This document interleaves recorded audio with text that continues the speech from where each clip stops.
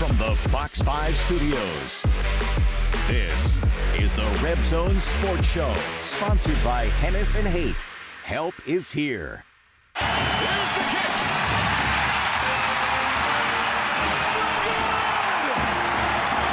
We've got overtime in Vegas. Here's the handoff on the ground, right towards the end zone. It's McGee diving for the win. Touchdown UNLV. The house wins. Walk-off game winner, and the Rebels survive once again.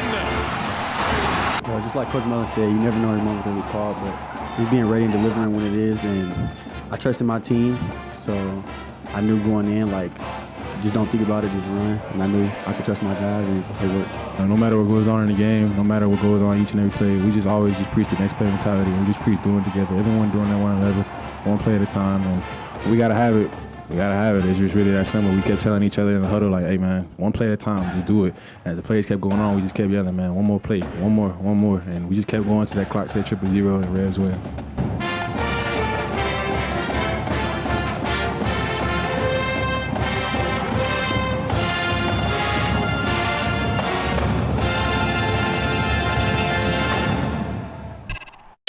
Game here with Coach Mullen after a thriller. Oh my goodness, the gray hairs are coming in this season, Coach. Stressful. Excited for your guys. Really resiliency I'm seeing all season long from your guys. What did you see from them tonight? I mean, that's it. You talk about the hard things. Our guys find ways to win in tough moments of games. Again, there's so many little things. I'm a coach. I'm a perfectionist. There's so many little things that we got to do better. Offensively, defensively, special teams, the little attention to detail, all of those things are critical that we need to do as coaches and to get with the players to make sure that gets done. But boy, the toughness, the grit to when it matters, to be at our best, that's not one of the things. That's what this team has. And, you know, you look at it at that end of the game. You look at the defense and at the end of the game. And I give them credit. Twice went out and said, you cannot give up one more yard to force them to kick a long field goal because they've struggled. Twice they never gave up another yard.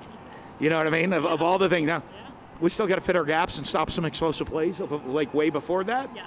But when the game's on the line, stepping up and making the big plays, our guys are doing that, and that's what I'm so proud of. And then, we tell all the time, you never know when your number's going to be called, right? Caden McGee's number was called, and he was ready for the moment. 7 sacks on the night. You talk about the grit, the toughness. Utah State's quarterback really talented. You're going up against another talented quarterback. What can you say about the physicality, the urgency from your defense? Well, I think, it was going to be critical. We knew they were one of the most explosive offenses. We had to be able to get after them. We had to change up a lot of defensive looks, not make it easy for them. And we were able to do that. We were able to get after them, especially in the second half. When we started getting them behind the chains, that's when we started having success. When we started, when we were winning on first down, because we're a pretty good third down defense. And they did a nice job on third down against us, but we're pretty good third down defense. And, so I think that physicality getting after them, especially in the second half, putting them behind the chains really turned the tide of the game. We heard from Marcel McDuffie tonight, but want to give a shout out to Jeef Porters playing with his right hand all taped up. I mean, he's just a physical dude. What happiness does it bring you to see your former guys having success here? Well, you know what? It is so great for these guys to finish off their career that way. We have a lot of seniors, and you talk about all of them. I think in today's world, the day you get hired, it becomes your team. And I remember my first team meeting. The first thing I said to everybody is, I chose you, you didn't choose me, but you're my team now. And, if you want to be a part of it, we want you here. And the buy-in for all the guys that came out of the portal, some of the guys that stuck around, that's what it is. And I couldn't be happier for them because these guys work. I can't tell you a day I've had to come out and say, hey, we have bad effort. We have bad attitudes. I don't say that. Maybe our attention to detail, we got to be better. But I don't say that we don't have the attitude or the effort issues. And I'm so proud of our guys for doing that. And it shows in the game, in a double overtime game, that they're still bringing it every play. Anthony Calandria is the guy in the Mountain West, just leading his team to another win tonight on the offense side of the ball, going for it on fourth down, just the aggression you liked from your offense tonight. Well, I saw last week when we started playing with a lead, the confidence that we played with. So we were chasing that. We were trying to get the lead and play with the lead. And we had that a couple times, and I give them credit. I mean, we had last week, it was the first time in a long time we had the ball in the lead. We had it tonight. In offensively, you got to pounce at that moment. That's your chance to separate. And unfortunately, we didn't do that. And you give them credit. They made some plays, and we got to be better. And at that, an offensive, taking the game, knowing when. Again, I think there's times in games where we could put our foot on the gas and even pull away from some people at times, or there's times we need to make plays, but at the clutch moments we do. Speak of the confidence you have in your running back room, shorthanded without Jet Thomas, and you put in Glover, you put in Lee, and those guys are explosive. Well, and it helps, like you look at when you come in a game and Jet's not 100% with a hamstring, and we want him 100% because he's so talented, and he breaks a lot of open field runs. So I don't need him at 70%. Playing the rest of the season, but that's the trust that we have and the depth we have at running back. It's a luxury that you can take probably the best running back in the Mountain West Conference and say, hey, I know we want to rest you to get you 100% for next week's game because we have some other guys that can carry the load, and they did today. Last player I want to mention on the RebZone, Ramon, man, his boot saved you guys tonight. There's a lot of trust we have in him, and I don't know if anybody saw pregame. We finished with a field goal. And he's got to make it. I was watching. And I think he missed 4 in a row. The whole stadium, the whole team's just, wow. I'm like, we might be here I look at him finally. I'm like, we might be here for a while. And, but the reason we do that is I'm like, just trust it, just swing. Yeah. Just swing through it.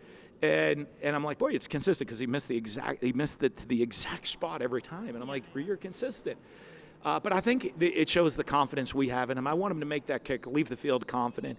And the team has great confidence in him. And, and he's done a great job for us all year. Welcome back to the RebZone. Dan Mullen and his 8-2 Rebels are coming off a double overtime thriller at Allegiant Stadium last night.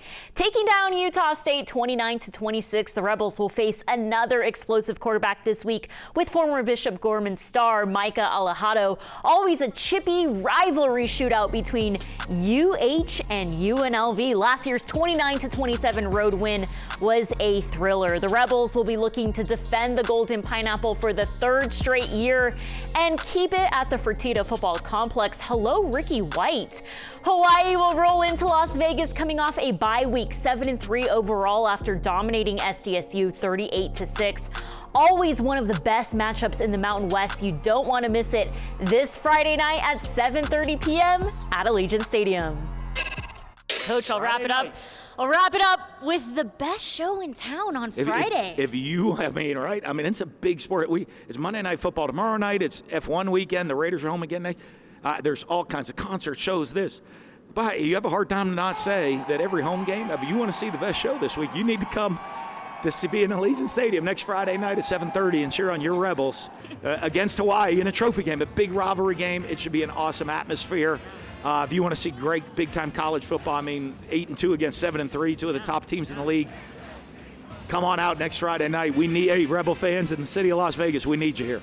Coach, before we let you go, just your quick thoughts on Hawaii. Explosive this season, really talented football team. Well, coming in at 7-3, they can throw it all over the yard. They got a great quarterback. Yep. I think you watch them, a lot of speed on defense, very dangerous, high-scoring team.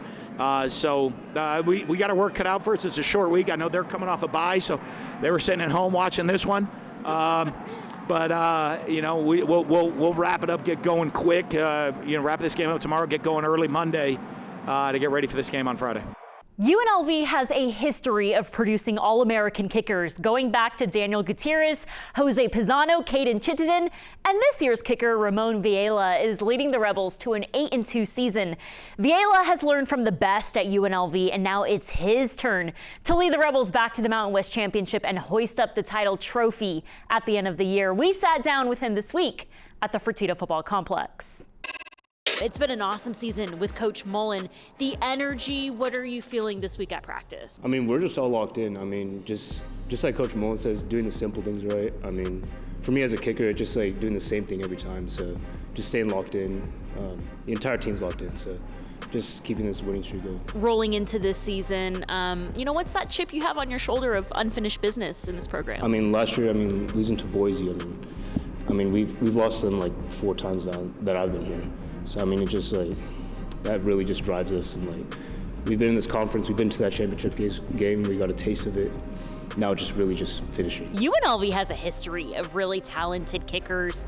Jose Pizano, Caden, Chittenden. How do you feel like, you're getting the torch passed on? What have you learned from the history of this program? So I actually knew both of them, right? So, I mean, I picked up a lot of things from Jose, a lot of things from Chit. They're both very, very good at what they do. Jose was very consistent guy, just did the same thing every time.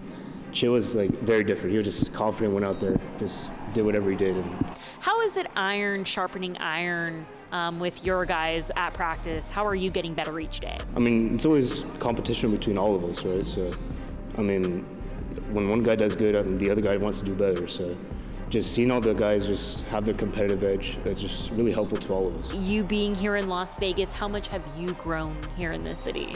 As a person, I mean, this city's like, it's got everything. So, I mean, just working every day, getting to the facility, waking up, doing all the simple stuff, and then going out and experiencing all the stuff that Vegas has to offer. So, I mean, it's really grown me as a person. Any advice for high school kickers trying to make it to the next level?